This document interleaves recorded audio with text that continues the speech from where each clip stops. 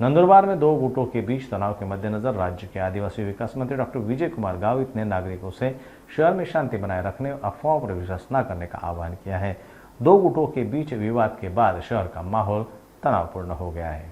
दोन गटामध्ये जे शहरामध्ये तणावाचं वातावरण निर्माण झालेलं आहे, ते वातावरण कैलाने किंवा इतर जे काही अफवा उडतात त्या अफवा उडवून आपण पसरवण्याचं काम करू नये।